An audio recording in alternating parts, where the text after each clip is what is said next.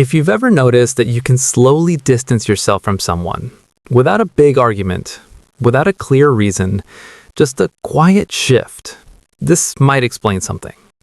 You stop sharing as much. You reply a little less. You keep conversations surface level. And eventually, the emotional connection fades. Not dramatically, just gradually.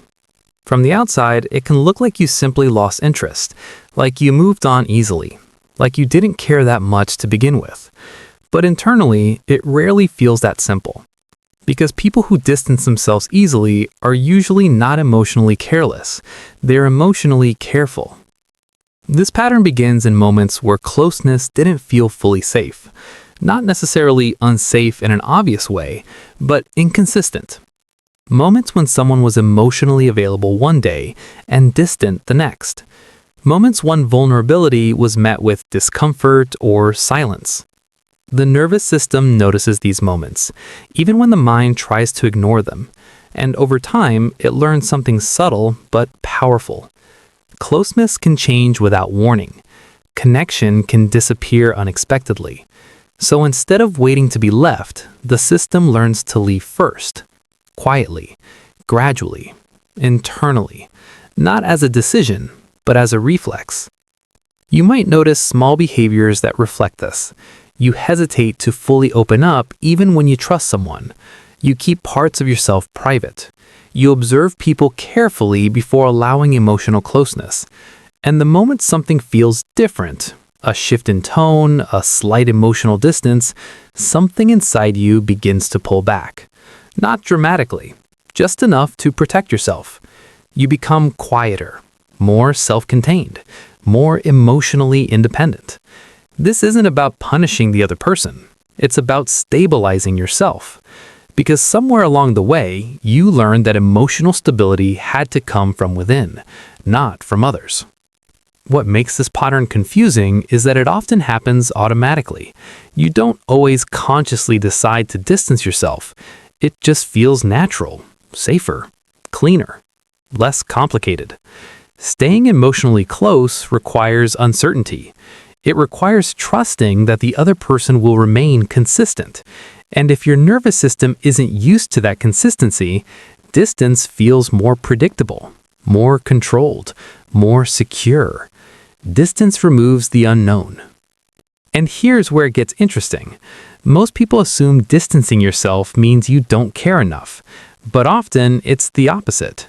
You care deeply. You just don't trust permanence. You don't trust that emotional closeness will last. So instead of fully attaching, you maintain a quiet exit door. Not because you want to leave, but because you've learned that people can leave unexpectedly. Distance becomes a form of emotional insurance, a way to reduce potential impact. If you never fully lean in, you never fully fall. There's also a deeper identity layer to this. Over time, distancing yourself becomes part of how you see yourself. You might think of yourself as independent, private, self-sufficient, someone who doesn't need much from others.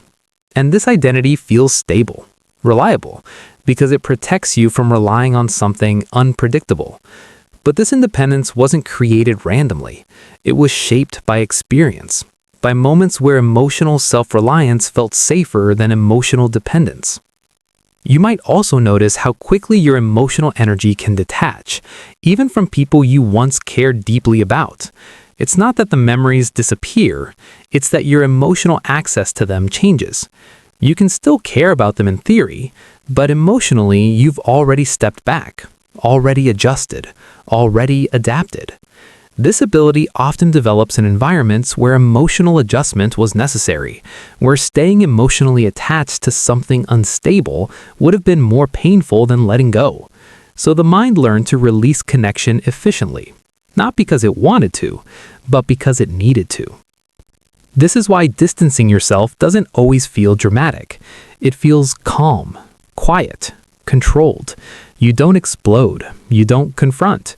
You simply reduce access, reduce vulnerability, reduce emotional exposure, and eventually the connection fades naturally. This isn't emotional coldness, it's emotional regulation. It's the nervous system preserving equilibrium. There's also a subtle awareness beneath this pattern, a constant observation of emotional safety. You notice tone changes, energy shifts, emotional availability, and the moment something feels uncertain, your system adjusts accordingly, not consciously, but instinctively. Distance restores internal balance.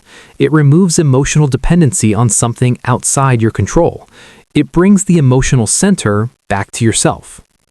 People who distance themselves easily are often highly self-contained internally. They process emotions privately. They regulate emotions internally. They rarely depend on others for emotional stabilization. From the outside, this can look like strength, and in many ways it is. It reflects adaptability, self-protection, emotional intelligence shaped through experience. But it also reflects something deeper. A system that learned to prioritize emotional safety over emotional closeness. And this pattern often continues quietly for years, not because it's broken, but because it works. It prevents overwhelming emotional disruption. It maintains internal stability. It reduces exposure to emotional unpredictability. It creates a sense of control. And control feels safe, especially for a nervous system that learned early on that emotional outcomes weren't always predictable. Over time, distancing yourself becomes less of a reaction and more of an identity. You become the person who can move on, the person who doesn't chase, the person who remains emotionally stable regardless of external change. Not because you don't feel deeply, but because you've learned how to protect those feelings, how to contain them, how to keep them safe within yourself. When you see it this way, distancing yourself isn't random. It's not emotional weakness. It's not emotional indifference. It's a pattern shaped by experience, a pattern shaped by emotional learning, a pattern shaped by the nervous system's definition of safety. And once you recognize that pattern, something becomes clearer. Your distance was never about not caring. It was about staying emotionally safe. It was about maintaining internal stability in a world where emotional certainty wasn't always guaranteed. And that awareness changes how you see yourself, because what looked like detachment was often protection. What looked like indifference was often adaptation. And what looked like distance was often your nervous system trying to preserve you. Once you see that, you begin to understand something deeper. It was never random. It was a pattern. And understanding that pattern is the beginning of understanding yourself. If this explains something you've quietly experienced for a long time, there's always more beneath the surface to explore. Because sometimes the behaviors you never questioned are the ones that reveal you the most.